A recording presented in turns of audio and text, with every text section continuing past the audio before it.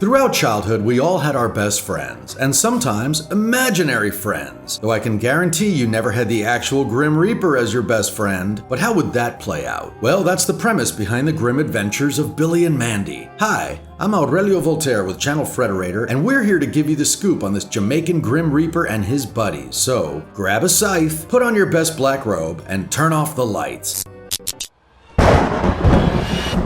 Because this is 107 facts about the grim adventures of Billy and Mandy. Let's get started.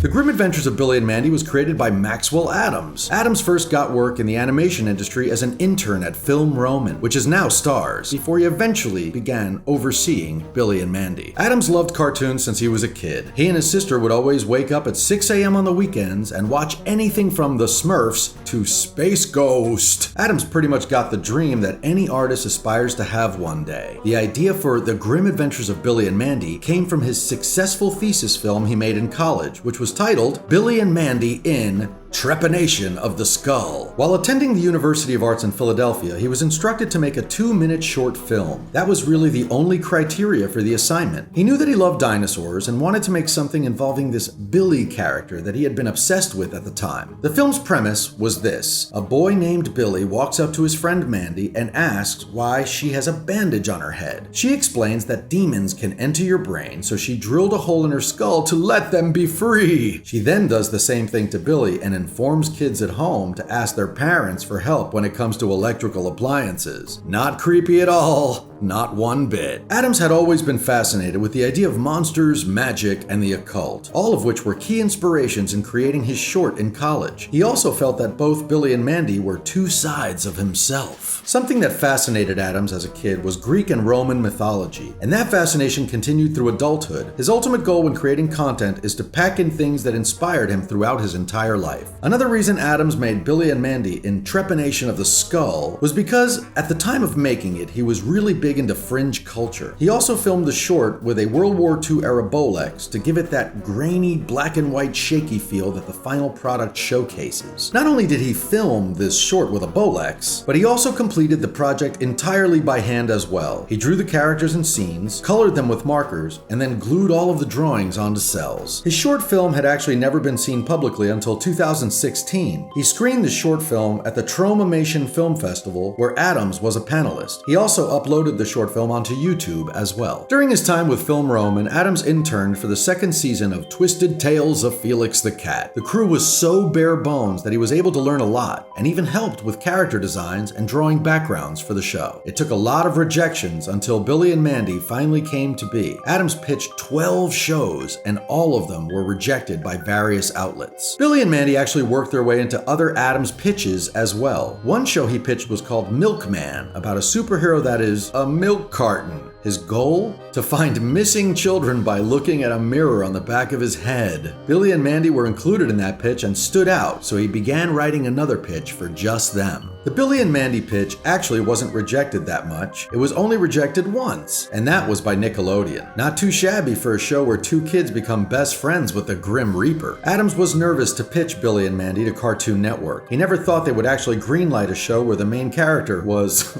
well, Death himself. But little did he know what would happen next. Before Cartoon Network became Cartoon Network, they were actually known as Hanna-Barbera. They were pretty much the godfather of American animation, and the pilot episode of Billy and Mandy has the Hanna-Barbera title card. It's the only episode to have it since Cartoon Network purchased Hanna-Barbera and all of its properties. For Billy and Mandy, the biggest issue that Cartoon Network had was the fact that Grimm had a scythe. But after some focus testing and Adams reassuring the network that Grimm would never use the scythe on kids, the network eventually agreed that Grimm could have the scythe in the show. Adams admitted that the show's first few years were difficult and felt like Cartoon Network didn't want the show to continue. He noted that the network took the show off the air periodically during its first few years. In August of 2000, Cartoon Network aired a combination of two of Adams' works, Billy and Mandy and Evil Con Carne as Grim and Evil. Evil Con Carne was about a group of characters who wanted to take over the world. The group was led by Hector Con Carne with his two sidekicks, Major Dr. Ghastly and General Scar. The show was part of Cartoon Network's The Big Pick, in which 53 hours of original content were aired over a weekend. Fans then voted online over the phone for their favorite show. The shows that had the highest votes were ultimately produced by the network. Who won the vote? Why, Grim and Evil, of course! It beat out the shows Whatever Happened to Robot Jones and Long Hair and Double Dome by a margin of 2-1. Grim and Evil became Cartoon Network's 12th original series in 2001 after winning The Big Pick. However, in June 2003, Billy and Mandy became its own separate half-hour show, which we all know as The Grim Adventures of Billy and Mandy. The show did find success when it split from Evil Con Carne and became a half-hour segment with 11-minute stories instead of 7-minute ones. Adams felt that having the extra time to flesh out a story was the key change it needed, since an actual story could be told, rather than having the episodes consist of a series of gags. When Billy and Mandy made the split from Evil Con Carne, Adams had a choice on which show he wanted to develop as a half-hour segment. He ultimately chose Billy and Mandy because he felt that it had a higher chance of success, since a lot of the fans consistently praised the show more than Evil Con Carne. However, Cartoon Network did let Adams and his crew do a proper send-off for Evil Con Carne. A lot of people associate Billy and Mandy with dark humor, but Adams didn't see it that way. He felt that his humor was honest rather than dark, and that people are just afraid to talk about certain things, but he would rather just laugh at them instead. Fans were surprised at some of the things the creative team was able to get past the censors. Adams confessed that the people who work in censorship have some of the dirtiest minds in the business, but they will challenge anything they think might be wrong for viewers. He noted that as long as they weren't breaking glass or threatening babies, the show was usually okay. He can really only recall one line that had to be changed entirely. There's an episode where a snake is about to eat Billy's dad, and he is worried about his quote-unquote Bismarck. Adams had no idea what that meant, and what it actually means is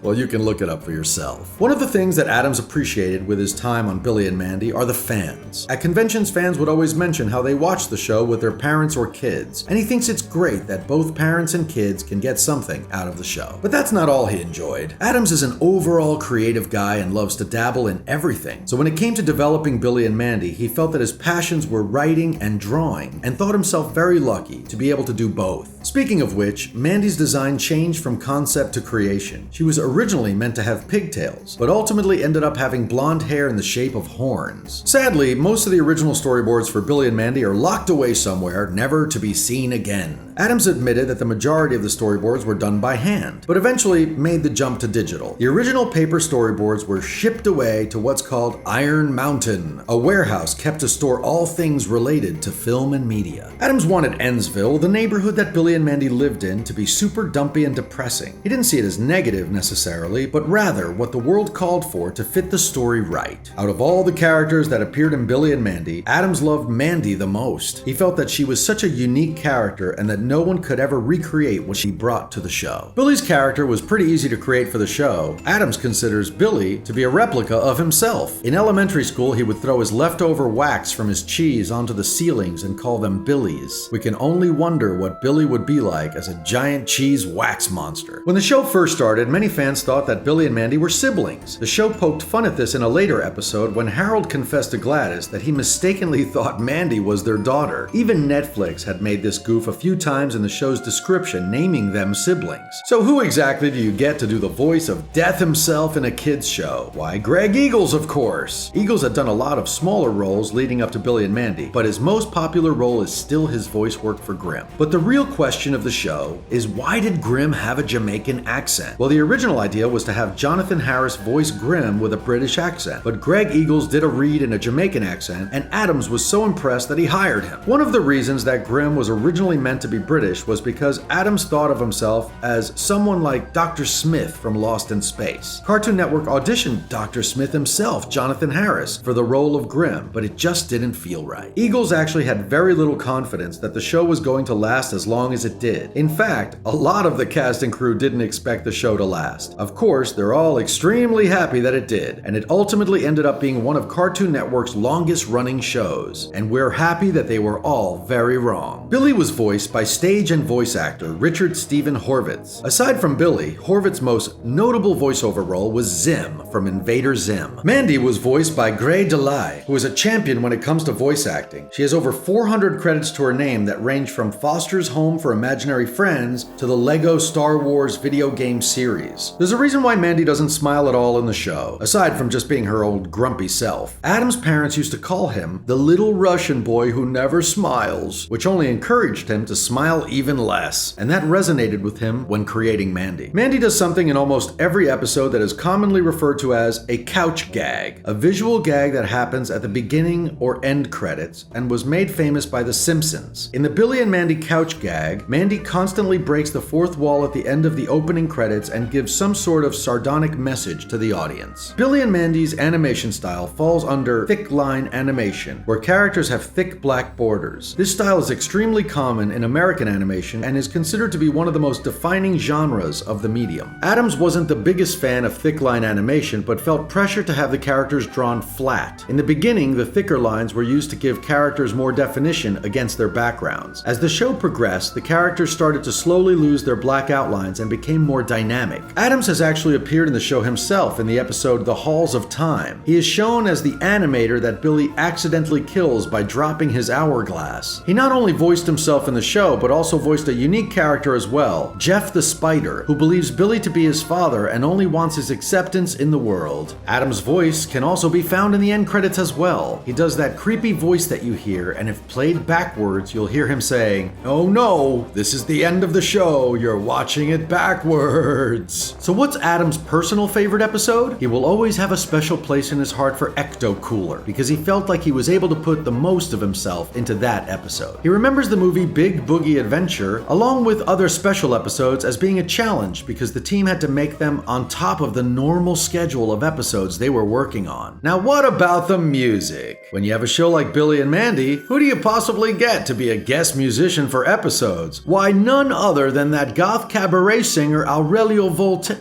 Hey wait, that's me! Adams actually met Aurelio Voltaire, me again, at a goth club. Which of course you knew would happen. Well, it says here, and who am I to argue, that Aurelio Voltaire created one of the catchiest songs to ever grace a cartoon when he made the tune Brains. It's featured in the episode Little Rock of Horrors, where I play an alien who loves eating brains. Metal band SPF 1000 has their song Darkness featured in Billy and Mandy in the episode Battle of the Bands. It's performed by Grimm's band Purple Filth. Adams must really like metal music. Heavy metal band Rad have their song Round and Round featured in the end credits of the Christmas special episode, Billy and Mandy Save Christmas. The video game controllers are pretty ridiculous in the Billy and Mandy universe. They make absolutely no sense. They have 3 joysticks, a small steering wheel, and over 10 buttons. Grimm may be the Reaper of Death, but he does love reading the newspaper as well, just like any sane person. His favorite part of the paper? What else but the obituary? Sure, he does a great job of being the Grim Reaper, but he's always had a dream of doing something bigger, something brighter. He always wanted to be a swimsuit model and even auditioned for it. However, he was rejected for being too dead, and all he needed to do to get the job was to put some billiard balls in his eyes and,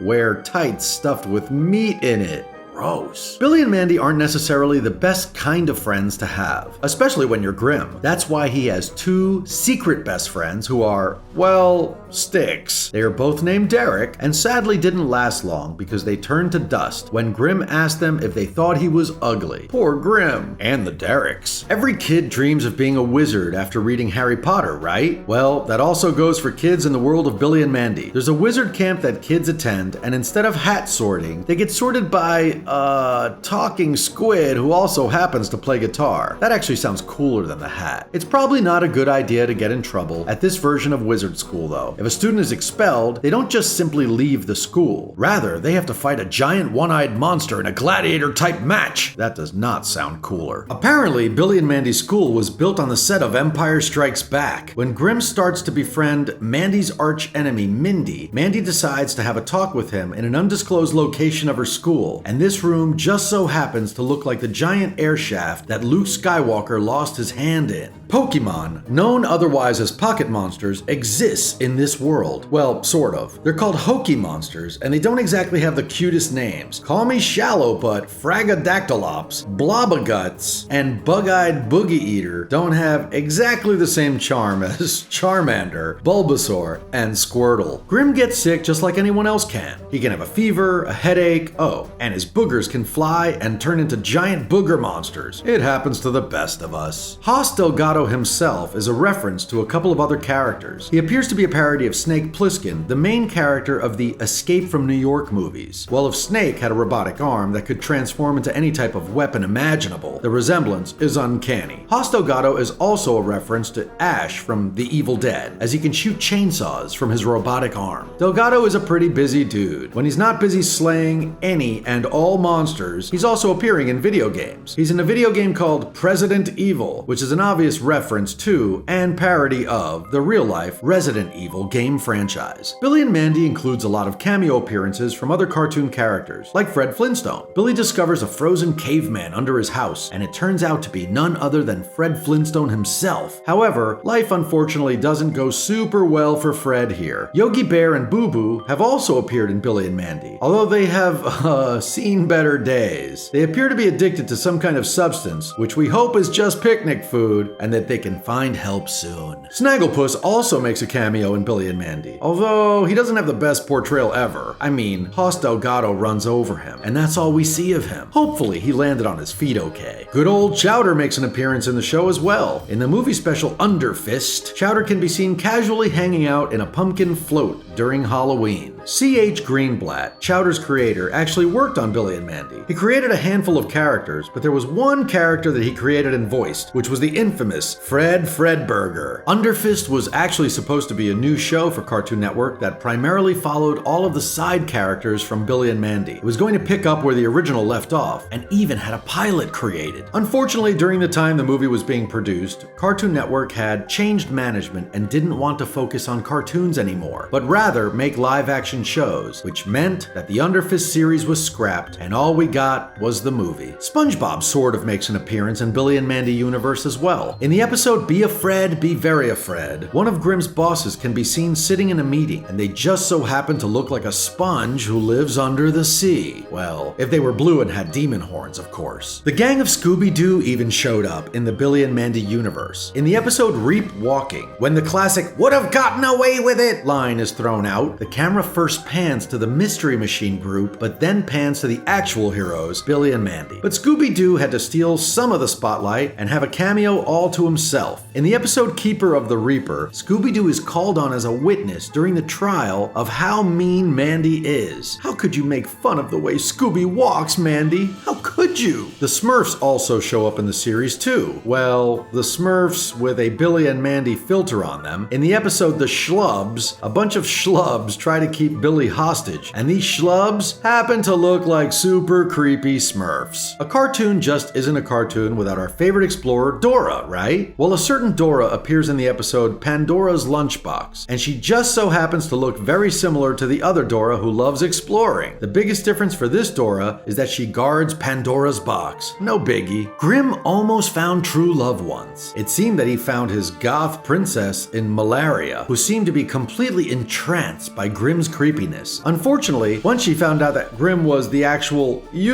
Grim Reaper, she ran away in sheer terror. Have you ever wondered how Americans acted during the Revolutionary War? Well, in the Billy and Mandy universe, they were apparently like giant frat bros proclaiming, "All right, fellow American dudes, let's kick some limey butt." It all makes sense that they would be the ones to free us from tea and biscuits. Grimm enjoys cartoons just like anyone else would. One of his favorite ones? Codename Kids Next Door, of course. In the episode Sickly Sweet, Grimm is watching TV while eating ice cream, and the audio heard coming from the TV are lines from Codename Kids Next Door, which makes sense since Billy and Mandy has crossed over with Codename Kids Next Door, so it's basically canon that these two shows share the same universe. The crossover came to life because Adams and Tom Tom Warburton, the creator of Codename Kids Next Door, are actual friends. They met at a copy machine in the office and were friends throughout the entire show runs. Cartoon Network was big into crossovers at the time, so when Codename Kids Next Door and Billy and Mandy were both nearing their end, and Adams and Warburton felt this was the right time for their shows to cross over, Cartoon Network was happy to oblige. The Billy and Mandy trio have also casually snuck into the Powerpuff Girls universe, and actually were the Powerpuff Girls themselves. Grim was Blossom, Mandy was Bubbles, and Billy was Buttercup. If anything, Mandy should have been Buttercup, but who are we to judge? When Grim isn't watching Codename Kids Next Door, he's watching My Little Pony, naturally. Well, Billy and Mandy's version of My Little Pony, which is called My Troubled Pony, is not exactly as happy as My Little Pony. Grim also happens to be a fan of the band The Talking Heads. In the episode Duck, during Grim's dream, he says, "This not me beautiful house, this not me beautiful wife," which is a lyric in the Talking Heads song Once in a Lifetime. Billy even says, "Same as it ever was," which is a continuation of the lyrics. Billy and Mandy got pretty meta at times. In the episode Secret Snake Club, Grim has to go to a website called schneshuga.com in order to bring back a snake from the past. At one point, this website actually existed and was fully fictional. If you go to the website now, it'll redirect you to the games on Cartoon Network's website. Adams never wanted to do sci-fi episodes of Billy and Mandy since he wanted to stick with a creepy tone. However, he ultimately ended up doing two. One was by choice when he pitched a DVD special called Bill and Mandy vs. the Martians. They did, however, okay it as a regular episode of the series, and so it was made. The other sci-fi story was due to the execs wanting to do a promotional episode with Kraft cheese. The plot included aliens who loved cheese, but Kraft ultimately backed out, and Adams and the team got stuck with another sci-fi episode since it was already developed. It was called Billy and Mandy Moon the Moon. Apparently, the staff members of Billy and Mandy are Shel Silverstein fans. In the episode Tricycle of Terror, Billy's bully Spurg goes to throw Billy's tricycle over where the sidewalk ends, and when he gets there he shouts the line, "This is where the sidewalk ends, baby," before he throws it. Well, that sidewalk end is almost an exact replica of Shel Silverstein's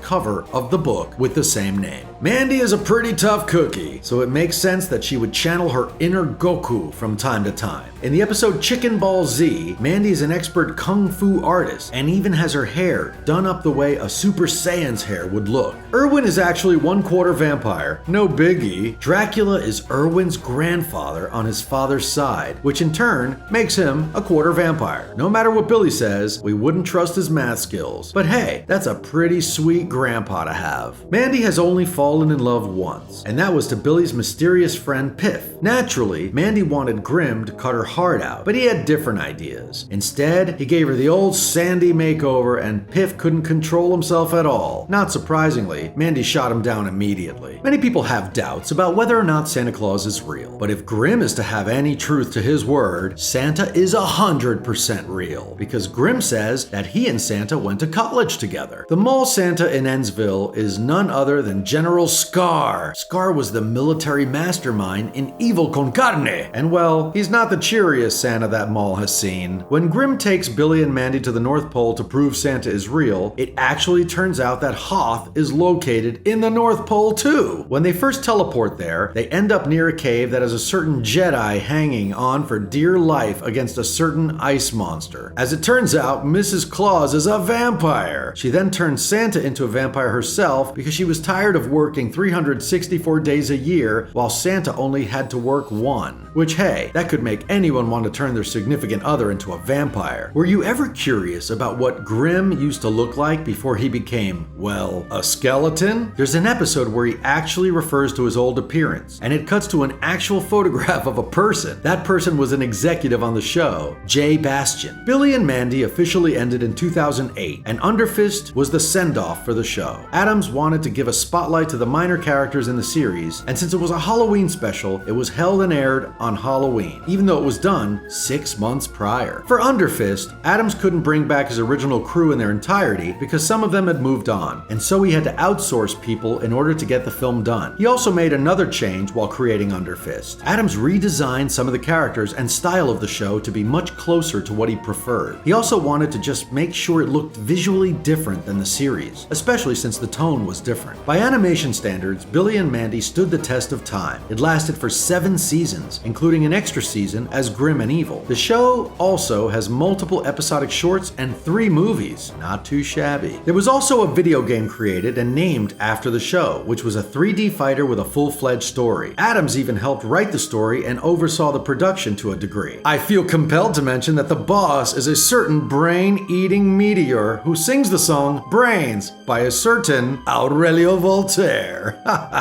A fan webcomic series titled Grim Tales came out after Billy and Mandy ended. It's published by Snafu Comics and written and drawn by Bleedman. Adams himself has seen the comic and dug it. He specifically praised the art style of the comic. In 2013, Adams gave Billy and Mandy merchandise to supporters backing a Kickstarter project that was developing called Dead Meat. The merchandise included original artwork, tarot cards of the characters, t-shirts, and pillows. Billy and Mandy was no slouch when it came to awards season. It was nominated for multiple Annies and Emmys. In 2005, it won an Annie Award for Best Directing in an animated television production for the episode Attack of the Clowns. The award went to Sean Cashman and Phil Cummings. The show also won an Emmy in 2006 for Outstanding Individual Achievement in Animation, given to storyboard artist Michael Diedrich. So although the show features death, we know it will live on forever. Once again, I am Aurelio Voltaire of The Lair of Voltaire. That's the name of my YouTube channel. The address is Voltaire Music page, and you can hear not only the songs that I've done for Grim Adventures of Billy and Mandy, but all of my other music, and you can watch my show, Gothic Homemaking. Thank you so much for watching 107 facts about the grim adventures of Billy and Mandy. Who's your favorite character? Have you seen the films? Comment below and let us know. We have new videos dropping every week, so let us know which animated film or TV show you want us to cover next. Make sure to subscribe to Channel Frederator for future videos, and click the bell icon to become part of the notification squad. And remember, Frederator loves you.